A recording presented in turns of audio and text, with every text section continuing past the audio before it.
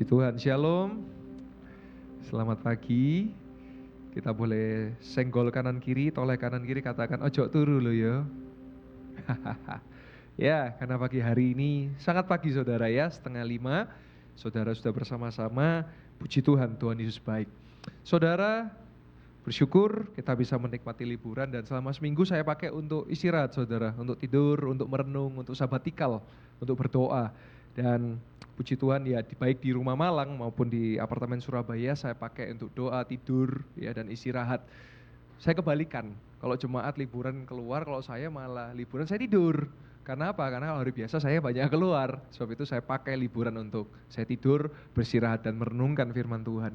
Nah saudara, ada satu yang nanti ibadahnya saya akan launching ya. Ada satu visi yang Tuhan taruh dan satu kegerakan yang Tuhan taruh, yaitu namanya YFC saudara. Bukan Yestoya Fried Chicken ya, tapi Yestoya Freedom Community. Saya melihat banyak jemaat, bukan hanya jemaat sebetulnya, tetapi pelayan yang datang ke gereja tapi ternyata hidupnya terikat. Terikat oleh apa? 1, rokok. 2, judi. Apalagi? 3, mabuk-mabukan. 4, pornografi. Ya. Lalu yang kelima, ada obat-obatan dan lain sebagainya. Nah, nanti sebentar selesai ibadah saya mau ngobrol dengan Pak Japro ya tentang bagaimana nanti tentang rokok ya. Karena saya melihat banyak orang datang ke gereja tapi masih merokok. Itu terikat saudara. Nah sebab itu namanya adalah Yestoya Freedom Community. Supaya orang ke gereja, mereka bukan cuma datang secara agamawi saja, secara liturgi saja, tapi ada perubahan hidup. Dan yang percaya katakan amin. Karena setiap orang yang berjumpa dengan Yesus, dia bisa berubah. Dan saya berharap saudara terus mendukung setiap visi Tuhan dan mendukung setiap pelayanan yang ada di tempat ini. Karena semua kita lakukan untuk jiwa-jiwa dan untuk kemuliaan nama Tuhan. Yang percaya katakan amin. Ya, jadi nanti malam saya akan launching Yestoya Freedom Community. Artinya kegerakan untuk mereka supaya mengalami kebebasan yang sejati, nggak terikat ya. Jadi orang Kristen itu bebas saudara. Bukan bebas melakukan apa saja, tapi bebas tidak terikat dengan hal-hal yang duniawi. Saudara, beberapa waktu ini ya saudara mungkin lihat di berita ya, lihat di sosial media ya, ada seseorang pemudi saudara, dia penyanyi rohani yang luar biasa. Tapi ternyata Tuhan punya rencana ya, yaitu Melita Sitabutar, kalau saudara tahu. Bulan November saya ada menghubungi, jadi dia punya manajer untuk rencana mau saya undang ke Blitar untuk bisa melayani KKR di Blitar. Tapi waktu itu karena belum sempat ya, dan ternyata Tuhan punya rencana dan ya rencana Tuhan pasti yang terbaik walau kita tidak mengerti. Saya melihat bahwa Tuhan pakai pemudi ini dengan luar biasa dan itulah yang saudara kalau tahu lagu ini ya. Bila saatnya nanti ku tak berdaya lagi, hidup ini sudah jadi berkat. Saudara nanti kalau saudara dipanggil Tuhan, apa yang mau saudara tinggalkan di dunia ini? Saudara mau tinggalkan nama yang buruk atau nama yang baik saudara? Nah itu saudara dan saya yang tentukan. Dan saya melihat bagaimana Tuhan pakai dia di tengah ada situasi, saudara kembarnya dipanggil Tuhan, terus dia harus berjuang. Karena kenapa saya ngerti tentang kembar? Karena istri saya kembar 3 saudara. Ada satu ikatan batin untuk kembar itu. Waktu pertama kali istri saya ikut saya ke Malang, ya ada ikatan dengan saudara kembarnya yang karena sudah lama bersama-sama dan ada ikatan batin. Nah ini hanya beda kota aja ada ikatan itu, apalagi ini yang satu sudah di surga, ya kan? Dan ternyata kemarin menyusul juga Tuhan panggil dan kedua-duanya pasti sudah memuji Tuhan dan menyanyi di surga. Dan saudara, satu lagu yang memberkati ya, penolong yang setia ya. Kau lebih tahu yang terbaik bagiku, Kau lebih sanggup pulihkan hidupku, ku berserah, ku percaya, hanya Yesus penolong yang setia. Wow, luar biasa saudara. Andalkan Tuhan Yesus, jangan andalkan yang lain saudara. Mari sama-sama kita akan belajar satu firman Tuhan. Ayat kesukaan kita semua, ayat terakhir ya. Mazmur 73 ayat 25 sampai yang ke-27. Ini Mazmur dicatat oleh Asaf. Nanti saya akan jelaskan siapa Asaf, tapi kita akan baca dulu ayat Alkitabnya. Siapa gerangan ada padaku di sorga selain Engkau? Selain Engkau tidak ada yang kuingini di bumi. Jadi hanya hadirat Tuhan yang kita suka. Ayat 26. Sekalipun dagingku dan hatiku habis lenyap, gunung batuku dan bagianku tetaplah Allah selama-lamanya. Jadi ketika kita percaya kepada Tuhan, kita dapat perlindungan, kita dapat kehidupan kekal. Saudara, kata gunung batu karena memang di daerah Israel, di Timur Tengah itu banyak gunung batu. Kalau di Indonesia itu gunung tapi tanah, bukan hanya tanah, ada gunung emas, ada gunung-gunung dengan sumber daya alam yang lain. Kalau di sana itu gunung batu, saudara. Artinya perlindungan yang kokoh. Ayat 27 yang terakhir. Sebab sesungguhnya siapa yang jauh daripada Tuhan akan binasa. Kau binasakan semua orang yang berzina dengan meninggalkan engkau. Kata berzina di sini bukan hanya aktivitas seksual, tetapi berzina artinya menduakan Tuhan. Saudara mesti tahu Tuhan itu adalah Tuhan yang cemburu, Allah yang cemburu. Dia tidak mau diduakan. Jadi hari ini saudara, tadi saya sudah sampaikan kisah tentang pemudi yang menjadi berkat bagi bangsa-bangsa, menjadi berkat bagi generasi. Sekalipun dagingnya lenyap, tapi firman Allah yang tetap. Ketika orang melihat dia dipakai Tuhan dengan luar biasa, ketika dia dipanggil Tuhan, nama Tuhan yang dimuliakan karena dari Tuhan, untuk Tuhan dan kembali ke Tuhan. Nah saudara, pertanyaannya, mau hidup seperti apa saudara? Nanti kalau saudara dipanggil Tuhan mau gimana? Apakah saudara akan meninggalkan firman Allah itu, atau saudara akan meninggalkan dengan, oh ya puji Tuhan wis gak ada gitu? Ya enggak saudara.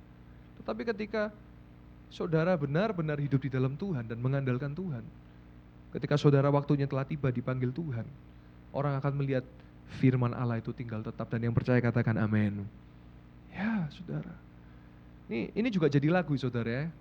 Sekalipun dagingku dan hatiku habis lenyap, gunung batuku dan bagianku tetaplah Allah selama-lamanya. Saudara, kitab Mazmur itu dicatat oleh beberapa penulis. Yang paling banyak menulis adalah Raja Daud. Dan kitab Mazmur adalah lagu-lagu yang dicatat. Banyak kita tahu di kitab Mazmur, firman-Mu pelita bagi kakiku, Tuhan adalah gembalaku, takkan kekurangan aku. Saudara, kita mau hidup terus dengan puji-pujian dan penyembahan, yang percaya katakan amin.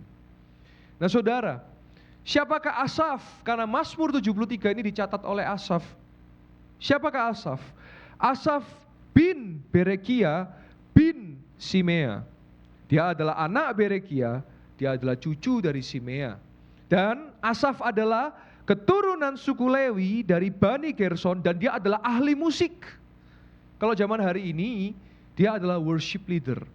Kalau zaman hari ini, dia adalah pemimpin pujian, dia adalah pemain musik. Dan di Mazmur banyak pemimpin-pemimpin pujian yang mencatat lagu-lagu pujian dan penyembahan yang hari ini dinyanyikan dan jadi berkat. Ya. Dan siapakah dia menulis? Dia menulis Mazmur 12, dia menulis 12 Mazmur. Mazmur 50, pasal 50 dia catat. Lalu ada Mazmur 73 sampai ke 83.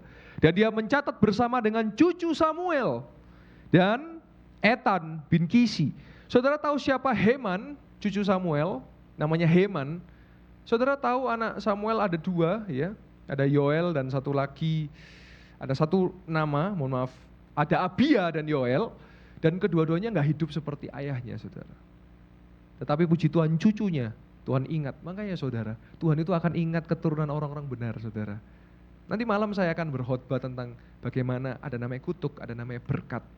Nah hari ini kita mau belajar sama-sama, kalau Tuhan melihat Nabi Samuel dengan luar biasa. Oke, anaknya mungkin bermasalah, Yoel dan Abia. Tapi ternyata Heman cucunya, Tuhan pakai juga dengan luar biasa. Menjadi salah satu penulis Mazmur. Saudara tahu Bani Korah? Korah itu adalah orang yang melawan Musa, bahkan mati ditelan bumi saudara, Korah itu. Tetapi Bani Korah adalah keturunan daripada Korah yang malah menjadi penulis Mazmur dan jadi berkat bagi banyak orang. Saudara, ini penting sekali.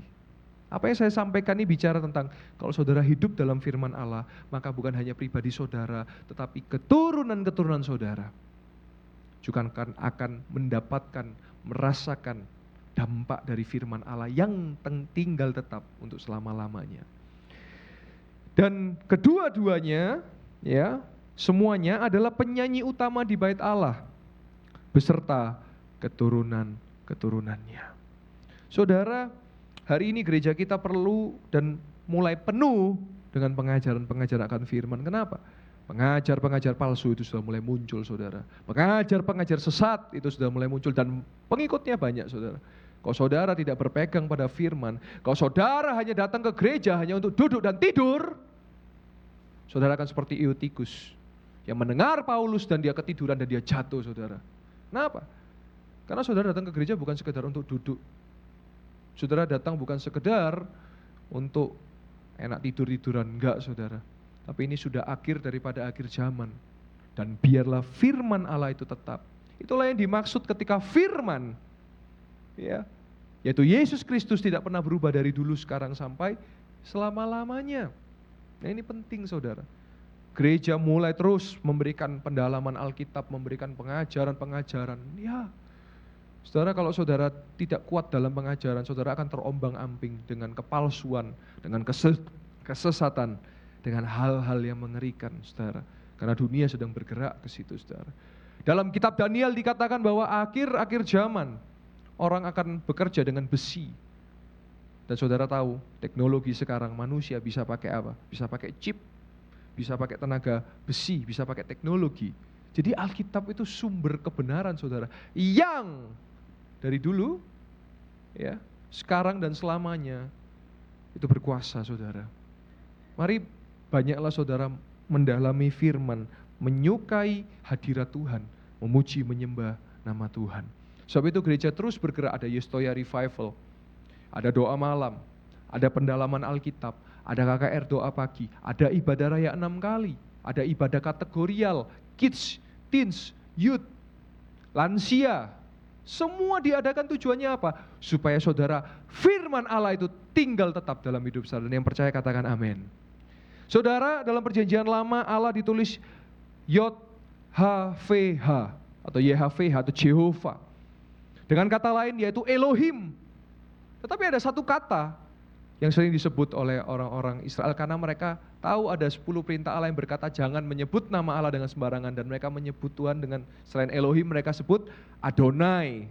Adonai artinya Tuhan, dan kita adalah hambanya, sehingga sejatinya sampai kita mati biarlah kita hidup terus setia di dalam Tuhan. Dan yang percaya katakan amin. Ya, saudara. Tadi saya di awal sudah cerita tentang seorang pemudi yang jadi berkat, yang gak menyangka, dan saya gak bisa bayangkan bagaimana harusnya tahun depan dia menikah dan ada calon suaminya juga. Saya gak bisa membayangkan itu, saudara. Saudara, bicara tentang pasangan, saya ini loh pasang foto di HP saya, ini mungkin bisa dilihat foto saya dengan istri saya. Loh, kok gak ada foto oil, Pak? Ya, dalam akun yang lain ada. Tetapi kenapa kok wallpaper HP? Kalau di WhatsApp ada, tapi kenapa di HP saya taruh foto dengan istri saya saja? Kenapa? Karena nanti anak saya besar, anak saya akan menikah dan dia akan ya tinggal dengan keluarganya. Nah, yang sama saya sampai mati ya istri saya, yang bersama-sama, yang terus mendukung pelayanan sampai tugas saya selesai di dunia ini, ya istri saya. Sehingga itu bicara kesetiaan, dan itulah biarlah juga kita bersama dengan Tuhan, kita setia. Selain Tuhan tidak ada yang lain, hanya Tuhan saja dalam hidup kita.